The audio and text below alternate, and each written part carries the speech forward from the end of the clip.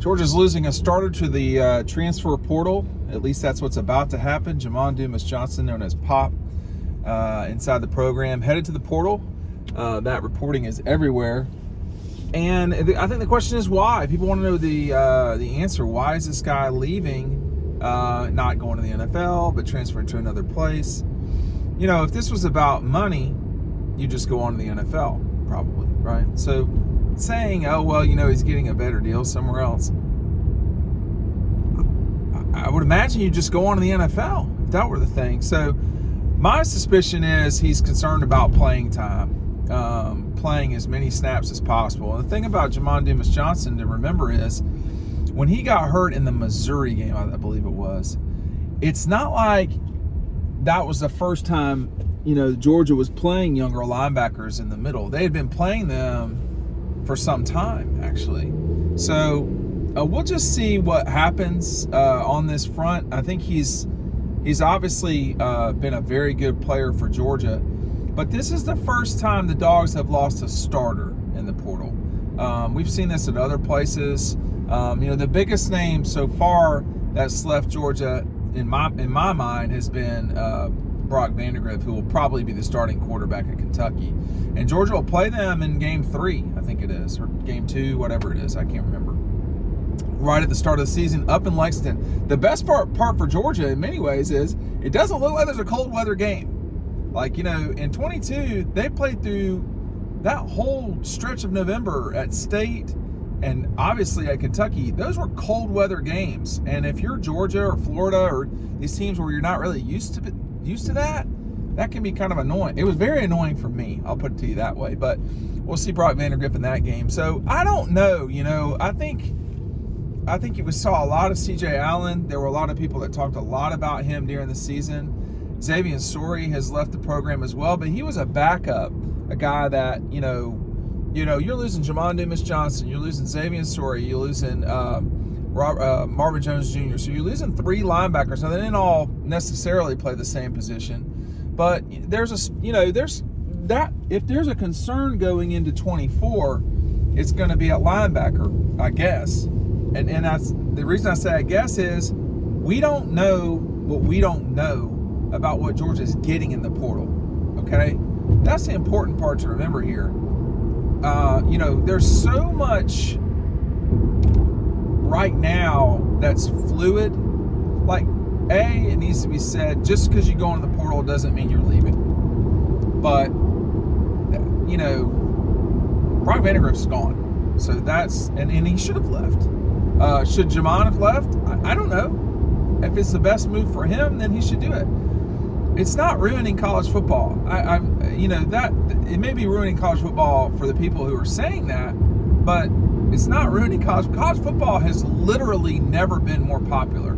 I don't think that the transfer portal and NIL are the reasons why people like it. I just think it's an extremely popular sport. It's far more popular than it once was in the 80s and the 90s. And, you know, 2023 was the most watched college football season in the history of college football. So these brands are really what is such a big deal. You know,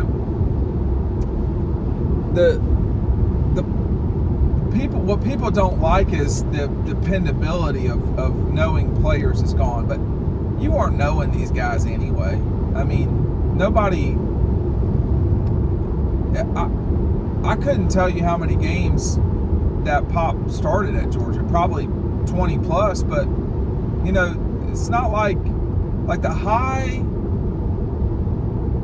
marketable players, so to speak, the Stetson Bennett's of the world, or Sam Hartman, or Joe Burrow.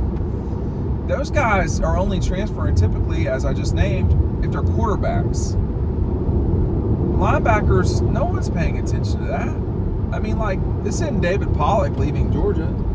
So it's just a different time, and sort of the what does it mean? Why did he transfer? Usually it's for a better situation for that person. And there's usually a reason why. And it's usually that, you know, they're not playing as much as they want to play. That's usually what it is. Now, in this situation, you're talking about a guy who was a starter who, you know, And this, he got knocked out because of injury, so that's not his fault. He was out there playing for his brothers and his team in Georgia and all that, but it doesn't mean it's the right move to stick around. And we'll just have to see what it means, what that means for Georgia moving forward. But Georgia doesn't have a talent problem. And the other thing, too, is this is really the first time that Georgia fans have dealt with the transfer portal. Because the last 2 years, no one transferred because they were playing for national championships. So this is the first time that's really popped up. I mean, we saw it during December. We saw with Jermaine Burton a couple of days after Georgia wins the national championship, beating Alabama. He announces that he's transferring to Alabama. That was a strange one, I'll admit. But Jermaine has been a little bit odd through the years anyway. And then you had last year, after the national championship, A.D. Mitchell decides to transfer to Texas. I mean, I think that worked out fine for A.D. Did it hurt Georgia? Yeah, a little bit, but it didn't prevent them from winning out of that in the national championship. I think that the big thing is you don't want to lose so many explosive, dynamic playmakers that you can't score, or so many defensive, playmakers that you allow scores. Jamon Dumas-Johnson is not a guy on the margins. He's one of the first 22 guys on this team in 2023. Would he be one of the first 22 in 2024? He's not going to be number 30. So, I mean, he would be in the top 25-ish players at Georgia. But who is Georgia getting from someone else that could come in and be a top 25 player at Georgia? Who is Georgia getting to come in? As these freshman linebackers are really good now, I will say that. But not just the ones that just started playing, but the ones who are coming in. I mean, these guys are very, very good. And you try to refrain. For me personally, I don't know Pop in any way, so I'm not.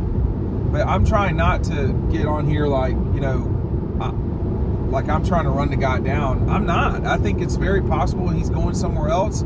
He could get more of a spotlight. He could, something could help better him. But in the grand scheme of things, he is probably, he's not Roquan, Nakobe, I wouldn't even say Quay Walker level. So you're not losing a first-round draft pick here. That's not what's going on. And you saw Tresman Marshall was a backup at Georgia. He went to Alabama and played a lot more than he. So that's a lot of what's going on.Uld he be going to Alabama? I have no idea. It's curious to me though that Alabama would be getting guys that who are not projected to play a lot at Georgia. I mean, Jermaine Burton went to Alabama, I think, with the notion of they're going to throw it more. I'll get more of a spotlight. I'm not sure that was really, that did not happen in 22. In 23, Jermaine was their leading receiver, so I think it worked out better for him. In terms of the NFL, I don't think changing schools necessarily changes your NFL situation unless you're a quarterback and you need to play. So that's, for me, all bets are off with quarterbacks. But this is just a new world, and Georgia's had 14 scholarship guys leave and Mekhi Muse, and that's just what it is. I mean,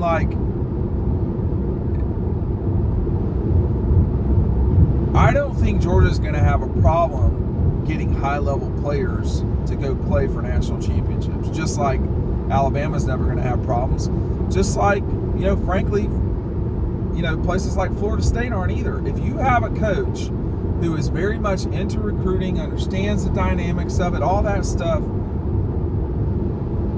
that person's not going to stop until they get the job done. And they're going to fill their roster with the best possible players.